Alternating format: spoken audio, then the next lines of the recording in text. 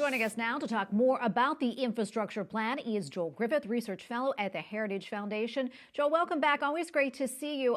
As Eric just mentioned, this proposal earmarks spending for increased broadband, green energy, and also job training. But how much of it is going to things like roads and bridges, what most of us would think of as infrastructure?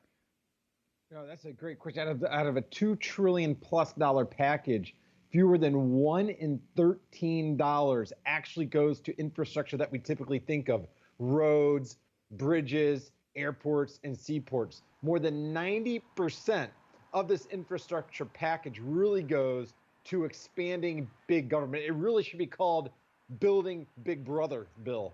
It's astounding. This is the biggest concentration of power in Washington, D.C. that we've seen in one piece of legislation really since LBJ's Great Society. This is a socialist far left wish list that they're trying to squeeze through by using a term that many of us actually like: infrastructure.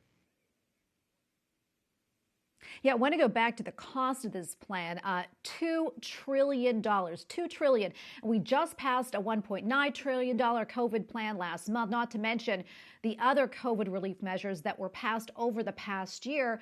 Joel, where is this money coming from? And ultimately, who's going to pay for all this?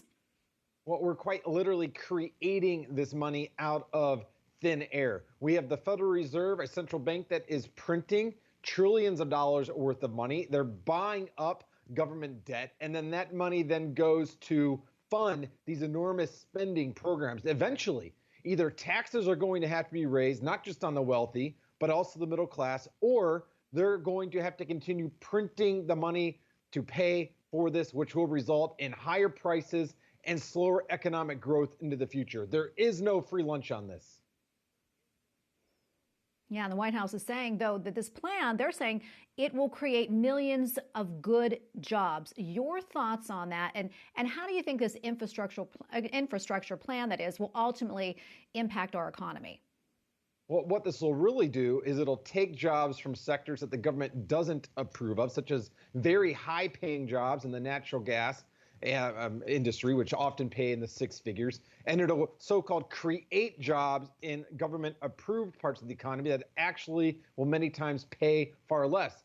Overall, we'll actually see net jobs losses, as many of my colleagues that dive into the data on this, the Heritage Foundation, have really analyzed in past.